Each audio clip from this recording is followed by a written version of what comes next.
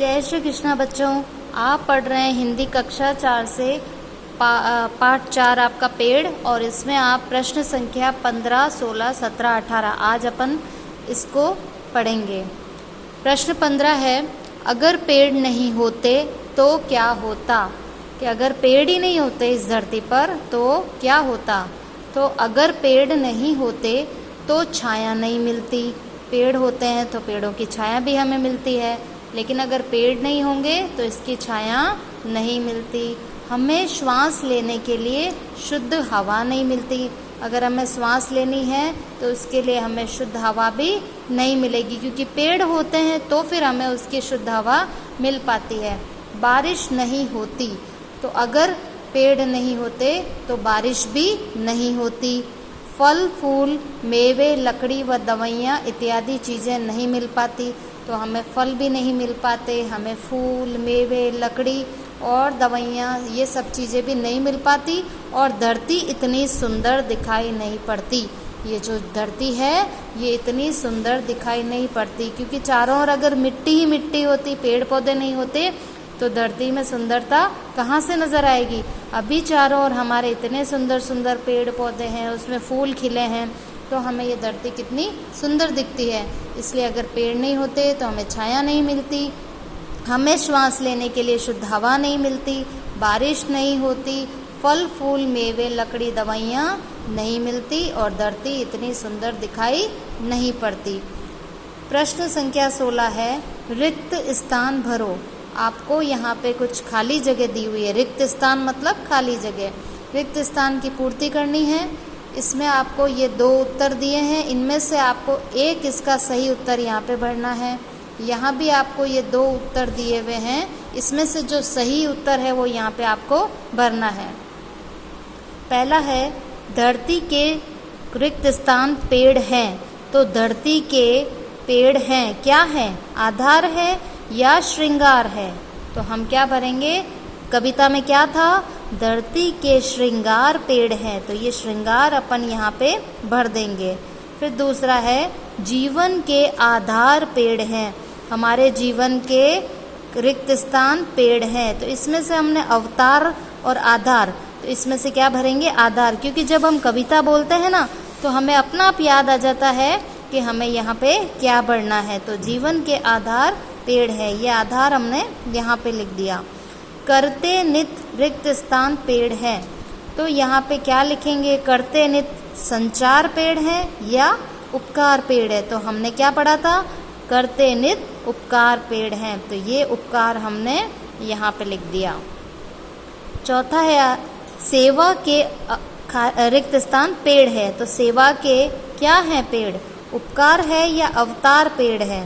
तो हम ये लिखेंगे अवतार, मतलब ये सेवा के अवतार के रूप में ये पेड़ हैं, इसलिए इसमें यहाँ भरेंगे हम अवतार। तो सेवा के अवतार पेड़ हैं। प्रश्न संख्या 17, निम्न में से सत्य और असत्य कथन बताइए। सत्य यानी सही, असत्य यानी गलत, इन दोनों में से सत्य और असत्य कथन हमें बताना है। पहला है, पेड़ जंगल के परिवार हैं, तो क्या पेड़ जंगल के परिवार है? तो हम कहेंगे हाँ, पेड़ जंगल के परिवार है, क्योंकि जंगल के सभी पशु पक्षी सभी जंगल में रहते हैं, इतने सारे घने घने पेड़ होते हैं, वो सब ये सब जंगल के ही परिवार होते हैं, तो हम इसको क्या कहेंगे? ये कथन सत्य है। दूसरा है, पेड़ मुकुट वाले राजा हैं, तो क्या पेड़ मुकुट वाले राजा हैं? क्या आपने पेड़ों पर मुकुट देखा है? नहीं, तो ये हो गया गलत, क्योंकि कविता में क्या था? बिना मुकुट के राजा हैं ये, ऐसे था ना, बिना मुकुट वाले राजा। तो यहाँ है पेड़ मुकुट वाले राजा है, तो ये बात क्या हो गई? गलत। तीसरा है, पेड़ सबको कष्ट देते हैं, क्या पेड़ हम सबको कष्ट देते हैं? नहीं, ये बात तो हो गई गलत। पेड़ तो हमारे लिए सेवा के अवतार हैं, हमारी सेवा करते हैं, हमको इतनी चीज़ देते हैं, तो ये कथन क्या हो गया? गलत, तो हम इसको कर देंगे गलत। चौथा है आपके, पेड़ फूल फल मेवे देते हैं, पेड़ हमें फूल देते हैं, फल देते हैं और मेवे देते हैं, तो ये बात सही है या गलत? सही है, तो हम इस पे लगा देंगे सत्य, सत्य कथन का निशान। पांचवा है, पेड़ किसी से कुछ नहीं लेते हैं। पेड़ किसी से कुछ भी नहीं लेते हैं, तो ये कथन भी क्या है, सही। तो हम लगाएंगे सही का निशान, क्योंकि पेड़ किसी से कुछ भी नहीं लेते हैं, वो तो हमें बहुत सारी चीज़ें देते हैं और बदले में हमसे कुछ भी नहीं लेते हैं। प्रश्न संख्या 18 है, कविता में पेड़ का क्या महत्व बताया गया है। कविता में पेड़ का क्या महत्व बताया, उत्तर है कविता में बताया गया है कि पेड़ हमें प्राणवायु देते हैं। क्या देते हैं, प्राणवायु।